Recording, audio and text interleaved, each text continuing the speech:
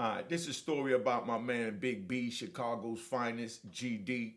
We in Lewisburg, 1994. All right.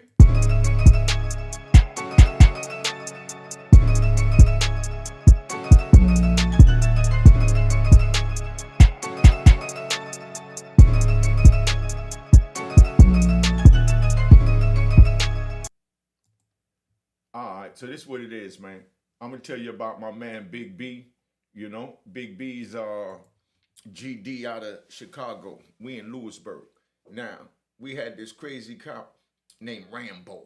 You know what I mean? Rambo was crazy. Big old white dude, about 320, 330 pounds. You know, big beard, looked like a lumberjack.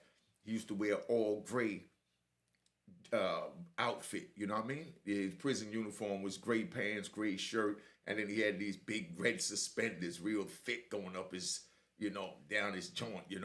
So he wearing these gray outfit with the red suspenders, and he was real nasty. He used to always walk around chewing tobacco and kept a water bottle in his pocket, like a Gatorade bottle, and he'll chew tobacco and sunflower seeds and just spit them in the joint. And he was real nasty. Nobody even wanted to talk to him. We talking about 94, 95, you know? Now, he real nasty. He walk around and all he do is talk to people nasty. They used to having white dudes in there, mostly Italians and all that with the feds, but this was the war on drugs. So they started bringing in the blacks, the crack era dudes. Now, my man got caught up with some crack out in Chicago, and he got locked up in Lewisburg like 92, 93. And by 94, he up in Lewisburg, and he come across Rambo. Rambo was so nasty. He the officer working the unit. The way Lewisburg set up, it got three tiers, like behind us, but it's not open like that. You got to go up the stairs to get through the three tiers, and they only had one police. Because normally they just got Italians in there, the mob. That's who they was locking up for the feds, not even black dudes, you know. So he had to make rounds and go upstairs. So when you go upstairs, the police open the door from a center control that, like at the front of the unit, it's a big box, and you open the box up and it got all these buttons, and each cell number is under it, and you tell them what cell you in, and he push the button to close it, push the button to open it, but they only open in the morning, leave it open, then at night, then he close it. So during the day, it's like Park. We put two hooks on the side of the door frame on the inside, and then you hang a blanket up. So when you got to use the bathroom or whatever, you can put the blanket up so people walking by your cell don't see you sitting on the commode. Now, Rambo will come upstairs and just rip people's stuff right off the joint. You know what I mean? And talk about take this down, boy. You know what I mean? Yeah, he threw the boy in there and all that. And then right after he said boy, it's like a part of the statement. He had to spit that tobacco in the thing with a glib blob of spit. Talking about take that off of there, boy. You know what I mean? That's how it sounded. I hated that sound. That was Rambo.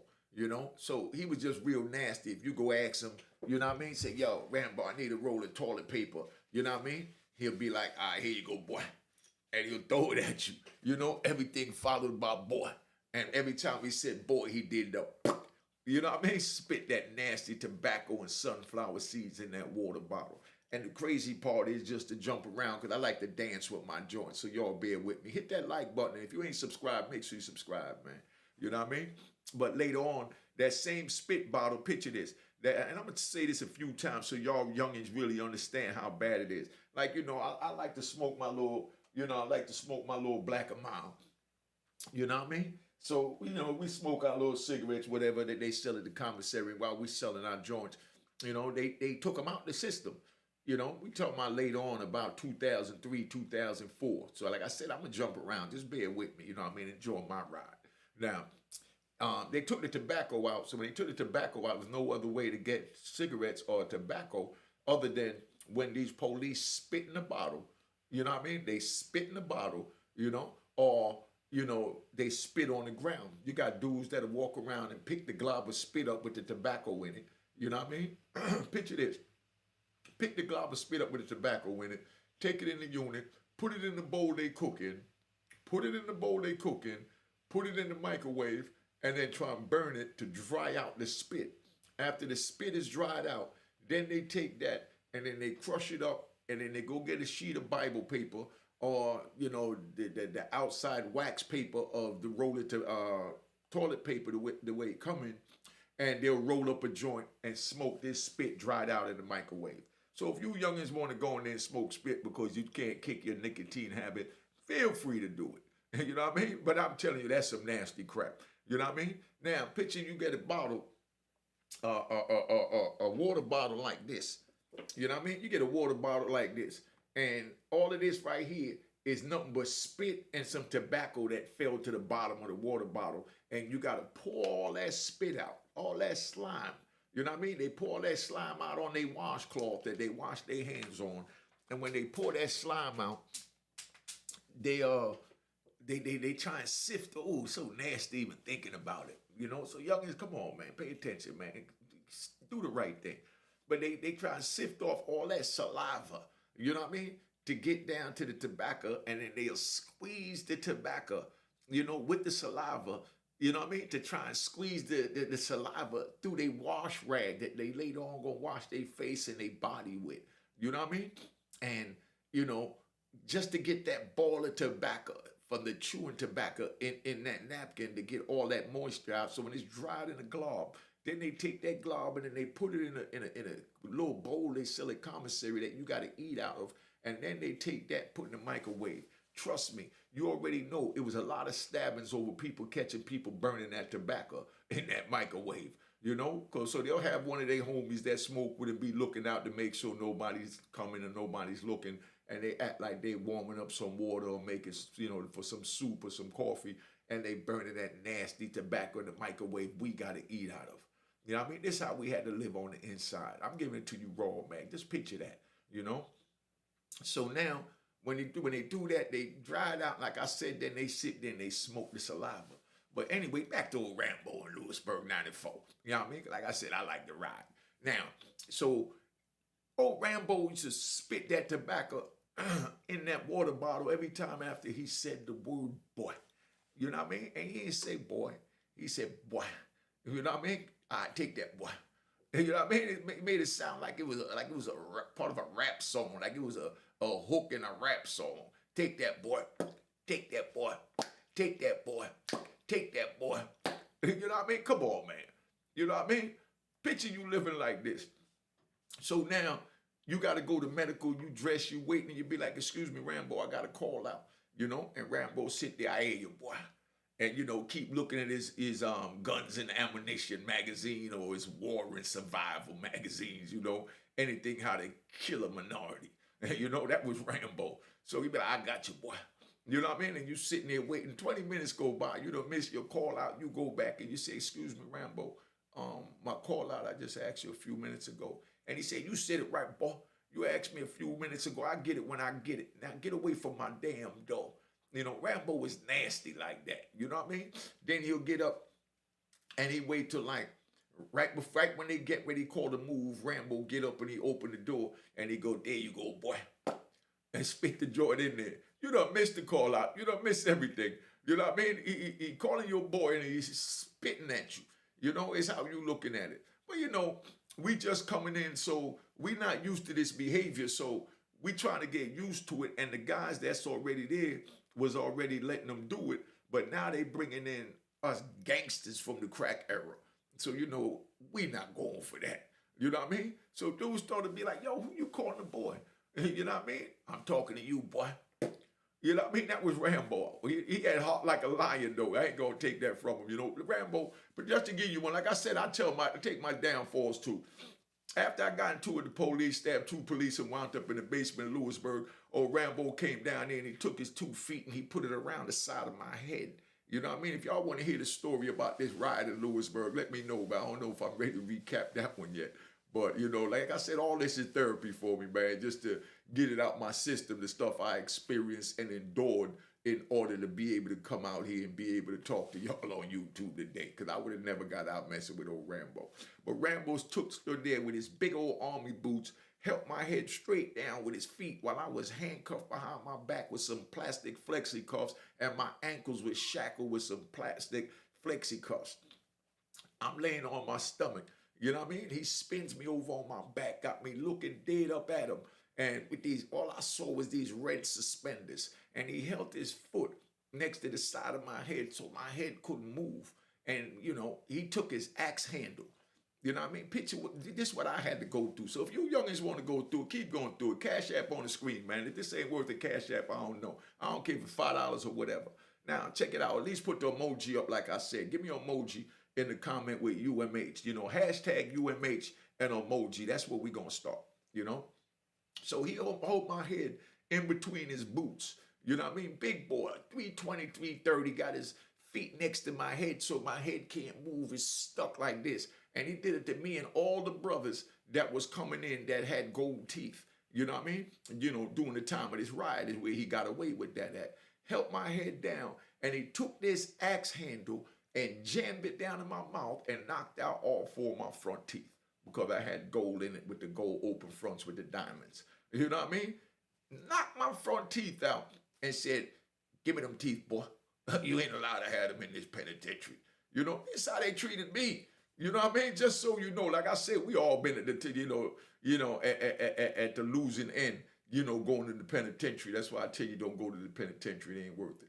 Like I said, that man sat there and put his boots to hold my head still, took an axe handle and knocked out my 4 front teeth. That's what I had to deal with. You know what I mean? And a lot of people say, man, you strong, man, to still be able to, function and, formulate your words and all that after everything you've been through. And then after that, then they send me up to 8. Oh, let me give you a little bit of it. Then, they left me down there 18 hours to bleed out with my 4 front teeth knocked out. They broke 2 of my right ribs. You know what I mean? I don't even know if the right or the left, man. I got to feel it to find out. Let me see. Yeah, my right rib. Because, when they break them ribs, they don't grow back together. So I got a little separation in my ribs from old Rambo and them, where they beat me to death down there for stabbing 2 of them, right?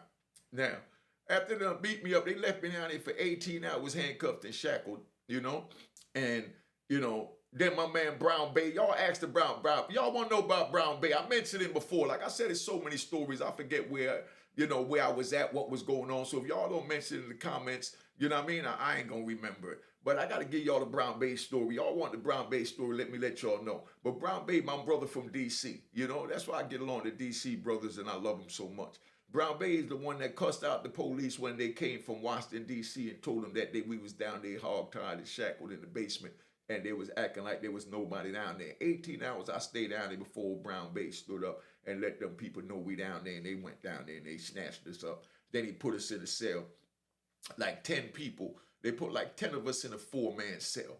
You know what I mean? And then shot me up. It's 2 months I lived like that. Then shot me up to ADX, go live in a cell 23 hours a day by myself for another 4.5 years, 5 years.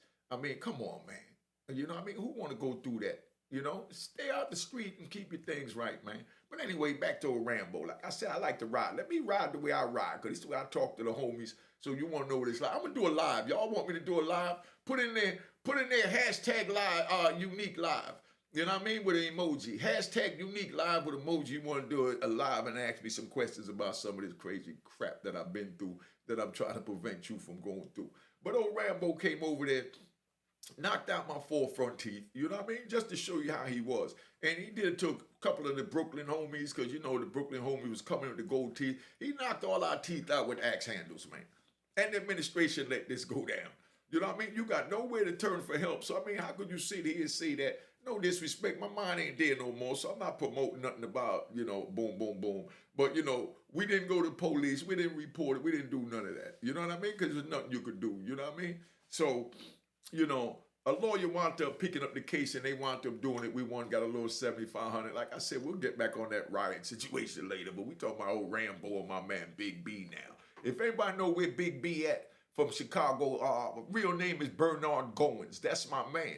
Because he went up to ADX for that. Then I followed him right after that for, jumping on the police. But even after Big B, did what I'm getting ready to tell you he did, Rambo still came a year after and then knocked my teeth out and all the black boys' teeth. Maybe he was just mad because old Big B got out on him. But let me tell you how this story goes. So now Big B sitting there, and every time Big B go up to him, he talk to Big B nasty. And Big B OGD out of Chicago. And big shout out to the Chicago car. Big shout out to the Chicago car. You know what I mean? This is for the Chicago car. Big B wasn't having it. He represented like an animal, like the gorilla he is now. Big B was about 6'5", 6'6", and about 260, 270 solid, lifting everything in the jail, doing 15, 20 pull-ups in a clip with all that weight. You know what I mean? Dips, curls. He was in great shape. You know what I mean? He was about 100 pounds less than Rambo, but looked the same size as him, but in great shape because his joint was tight and Rambo was old big dusty white boy with stomach. Yeah, I said it. No disrespect to the white men.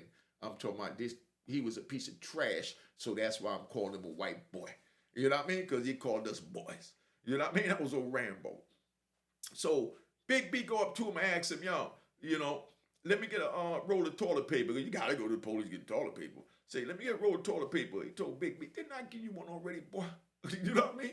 So Big B looked at him and said, man, first of all, man, my name ain't Boy, and you ain't give me nothing. You know what I mean? I don't even like to talk to you because you got a nasty mouth and you're real disrespectful and you ain't going to stop until somebody put a knife up in you. You know what I mean? He said, who you talking to like that, boy? So now, all the homies had to grab Big B, pull him back because Big B ready to go off on him right there. So now they sit him down in the cell and tell Big B, yo, come on, man, just stay away from Rambo, man, because we know you ain't having it. Big B about 24 this time, like I said, 6'5", 6'6", 280 easy. You know what I mean? So, he still had that fight of a lion in him. So Big B ain't having none of that. So we telling Big B, yo, chill out, man, chill out.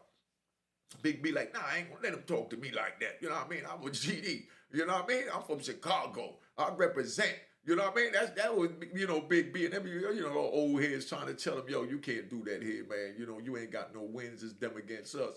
So Big B looked around and said, it's one of him down here, and it's 10 of us in this cell, and it's over 100 in this unit. How the hell, they got us outnumbered? But I'm going to tell you that. I'm going to give you another jewel because, like I said, the game is to be sold, not told. That's why the Cash App up there. I don't care if it's $5. Colin Powell wrote in a book, and they asked him when the war was going on, the Gulf War and all that. They said, why don't you get prisoners to go fight in the war? And, if they survive when they come back, then you give them their freedom and their rights to vote and you start over. So Colin Powell said, never will I use prisoners. Because first of all, they told on each other, so they're traitors. You know what I mean? And second of all, they went away. It takes, so few of us to confine so many of them. So surely if they get caught, they would commit treason. You understand what I'm saying? This is what Colin Powell said. Look it up in his autobiography. He said that he would never use prisoners to fight in a war because if we get caught, we'll tell. But what the real reason was, he knew if they put a gun in our hand, no matter what sword they put us on, we might turn it on them. Not promoting nothing. Not promoting nothing. Click, clack. All right? Just letting you know. But that's how that go. So Big B pointed that out. That it's one of him, and it's 10 of us in here and 100 in this unit. So how the hell they got us outnumbered? Because Big B ready to go to war. So Big B said, well, I'm telling you right now, if he jump out there one more time, man, I'm going to punish him. You know what I mean? If he jump out there on me, you know what I mean? He said his mama's name like Miss Bernice's son. We used to say that back in the day. Like my mama named Mary. So I'd be like, man, he ain't going to do that to Mary's son. You know what I mean? Definitely not to Mary's son. You know what I mean? So Big B was like, I don't know if that's his mama's name, but I'm just giving her a name because his name was Big B, Big Bernard. So, so he's like, man, not the Miss Bernice's son. Big Bernice ain't raised no coward. You know what I mean? I'm not going to have no white boy talk to me like that. You know what I mean? Nah. And Big B wasn't having none of that. You know what I mean? But this is what we had to deal with just coming in and adjusting to the, Federal Bureau of Prison with all this going on. That's why there was riots and all that back then because we wasn't having it. You know what I mean? I went to ADX for a ride because I wasn't having it. But like I said, that was then. Not promoting none of that. Don't go to prison. If you do think you're tough enough to handle it and go to prison, when you go in there, man, go do your programming, reprogram yourself like I did, get a trade, get an education, get your GED, find out what's wrong with you and get your life together so you can come out here and do a little YouTube. All right? I think I deserve a round of applause for that. All right, so Big B wasn't having it. So now one of the other homies go downstairs and, must have told Big B, I got an appointment at the chapel. You know what I mean? I got an appointment at the chapel. I had a death in the family. So Big Rambo says to him, "What? One of your kin died, boy?" You know what I mean? And he said, "Yeah." Well, what that got to do with me? Don't you see me reading my guns and ammo? I'll get you in the move, it's called. You know what I mean? So dude furious right now, you know? So now he come back upstairs because, he just trying to do his bid. And he said, "Man, I can't believe that cracker talked to me like that." You know what I mean? So now, of course, he telling Big B about it. Big B say, "Man, we should go down there and crush that cracker. That cracker ain't no goddamn good. It don't mean no good. And he need to see what it is to have a black man whoop his ass. He think that he's still back in the slavery days calling us boy." You know what I mean? Oh, let's not forget, when he told him that ain't got nothing to do with me, boy, he said, let's not forget the, you know what I mean? Spitting that tobacco, because it all went in one dealing with Rambo. So now, we sitting there, and everybody wondering what's going on. You know what I mean? Everybody wondering what's going on, and why Rambo, so nasty. But nobody want no problems, because we just came to do our time. That's it. Everybody's waiting on their first direct appeal where you got a chance of going home. And that's where, you know what I mean? You hope for the best and you expect the worst. That's one of the sayings we use in the prison. Hope for the best and expect the worst. You know what I mean? So, nobody want to do nothing because they waiting on their appeal to go through. And we all thinking we going to beat it because we know how we was railroaded in the system. Right? So Big B go down there and he tell old, the homie, the big homie for the car, that been there the longest, the elder. Yeah, because he only 20-something years old. He said, "Yo, man, I'm telling you, I'm tired of Rambo." And he kept venting to the big homie, and the big homie trying to calm him down. And Big B said, "Look, man, y'all go on the wreck." You know what I mean? When they call wreck, y'all go on out. You know what I mean? Y'all go on the wreck, So, everybody already know what it is. When a man make his mind up, it is what it is. But he ain't trying to get nobody caught up because he on man time like that, He said, "I'm going to see this big cracker one-on-one, just me and him. I'm going to see what the hell he made of because I'm tired of this cracker." You know what I mean? No disrespect to the white men out there watching this, but I'm just letting you know how the terminology went and how the joint played out. Now, so he said, "I'm tired of this old cracker." So they called a move, everybody go to the joint.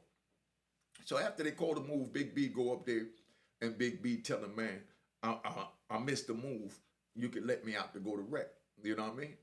So the cracker said, "Boy, you missed the move. That's your damn fault. Now get up away from my door, from my office. You know what I mean? Before I do something to you." That's all it took. You know what I mean? Old Big B cocked back all the way from Chicago. It's like he went all the way back to O Street, to 79th Street, and brought all that anger straight out, boom, and hit old Rambo. Rambo hit the ground so hard, all you heard was boom, like an earth shake. You know what I mean? So he jumped up and he rushed old Big B. Big B grabbed him by his legs and slammed him on his neck. Boom! Clack. You know what I mean? Rambo laid there, he looked up at him. Big B looked down and said, "Who you calling a boy?" You know what I mean? And he spit on old Rambo. Gave him his whole spit back. You know what I mean? So now, he said, "Now get up. I ain't done with you yet." So he get back up. Big B get to whooping him. Hit him with a left hook, right hook, uppercut, jab. He did it all to him. Big B crushed this boy. He beat him so goddamn bad. All the white boy trying to do, you know what I mean, is reach for his little belt, you know what I mean, to try and hit what they call the deuces, is the panic button. So Big B grabbed the radio and slammed the radio on the wall and tell him, "Yeah, now come on, cracker." You know what I mean? "You don't need no help. All my homies in the yard. It's just me and you." You know what I mean? And Big B went to whooping him. But, Big B was down there in B Unit, which is right next to, if y'all been to Lewisburg, it's right next to the medical and the shoe. You know what I mean? And, the building where they all come walking out. So the police come walking by and they see Big B in there whooping old Rambo. So now they all run up in there. They grab on Big B. They fighting, and Big B fought about 5, 6 of them. He went hard like an old gladiator. Big shout out to Chicago. Big shout out to Chicago. You know what I mean? Big B, y'all, big shout. If y'all know where Bernard going, tell him to holler at me, man. Big B beat this big white boy so goddamn bad, spit all on him and all that. When they came up in there and they was fighting old Big B, He knocked out about 3-4 of them by himself before they finally got him down. Big B wasn't nothing nice, man. But Big B beat him so bad, he grabbed him, he dragging him up and down the tier. He slamming his head. I mean, he beat him, man. You know what I mean?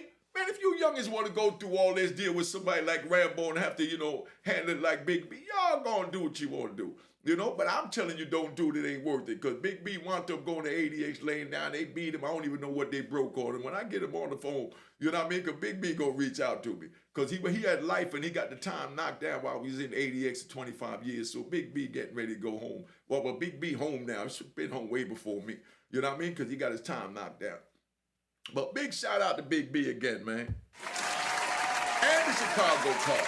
Big B and the Chicago card and GDs official. You know what I mean? Y'all wanted a Chicago story. So, you know, I was in the mood, woke up this morning. I said, let me bless y'all with a Chicago story, man.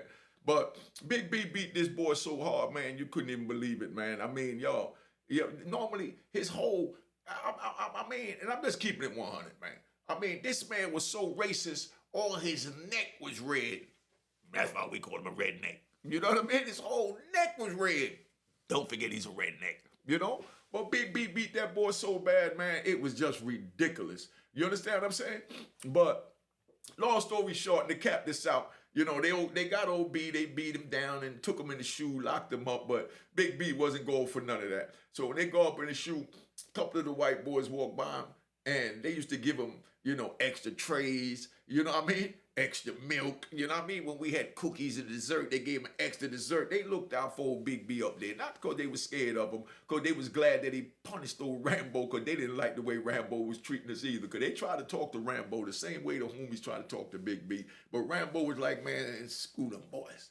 Ain't nothing. You know what I mean? That's what Rambo would tell his people. But, you know, he wasn't trying to hear that, man. Rambo ain't wanting to hear no reason about we humans and treat us humane. You know what I mean? To him, we was just, you know, like slaves on an auction block waiting to be transferred to another penitentiary. And he had no respect, you know? But all the police used to look out for Big B. You know, that's the way that played out. Like I said, Cash App on the screen. You like this story, I don't care if it's $1, $5, cents, something, show your love, and let's keep this movement going, because the game is to be sold, not told. Remember you hearing that from Unique Mecca Audio. So tune in to the next story. And I think this week, I'm going to give y'all the Lil Jimmy part 3. If y'all been watching me long enough, y'all know about Lil Jimmy. If you know about Lil Jimmy, put a hashtag UMA Lil Jimmy. Hashtag UMA for Unique Mecca Audio, Little Jimmy, if you want Lil Jimmy part 3. That's this little, you know, Asian dude that wasn't nothing nice, you know what I mean? Threw the straight stuntings on his stomach over there in Long Park, you know what I mean, when the Bloods went to go at him and he put his work in. You know what I mean? You know, they tried to get him early in the morning, but, you know, go watch the old video. I don't remember what number it is, but it says Lil Jimmy in the title. But that's where we at, man. But then don't forget, I got some prison stories coming. Street stories, hood stories, street chronicles, all that I call it. I'm going to give you so you could know how we used to bust our gun on the street. All right? So tune in to the next episode of Unique Mecca Audio and know that we in the house. All right?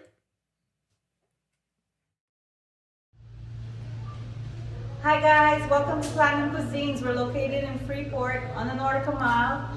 Just wanted to introduce my partner, Amy. Hi guys, how are you? And this is my sister-in-law, Diana, another partner. I just ask that you come support our minority-owned business. We serve Asian fusion, Caribbean cuisine, and we have a beautiful restaurant located on the Nautical Mile in Freeport, New York. And we're asking that you come check us out and also make sure to tune in to Mecca Audio TV.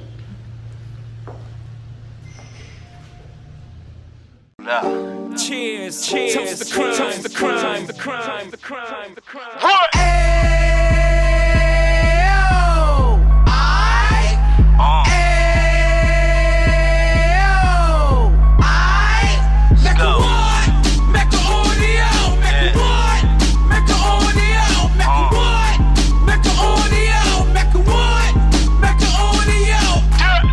Fresh out the can of 26. He back on the strip, getting back in the mix. What he mentions a gift. You stand up 10 toes down, and I suggest you pay attention to this. Take a little gully posse and put it in Harlem. He cut from the bottom, came up from the bottom. Drop the book, you should go and get it. The Instagram page and the YouTube, you could go and visit. Then you could consider yourself LinkedIn. Sit front row and get Jews from a kingpin. How he went through it, so you ain't gotta go do it. To not pay attention would be stupid. Talking about a man that probably put your grandfather on. Probably the reason that him and your grams got along. A man that generated millions on the block, did his time, never squilling to the cops, Mecca audio.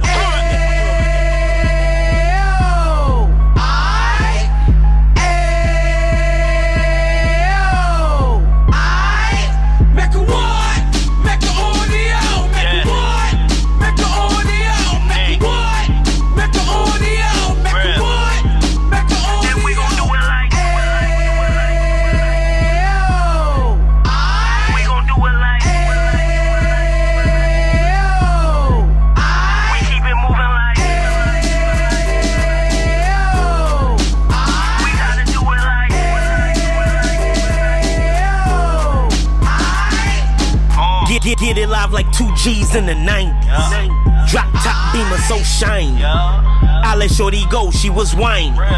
Treat her like my past, she behind me. Spend a couple bands on the Dapper Dan. You be back again, getting green like a Packers fan.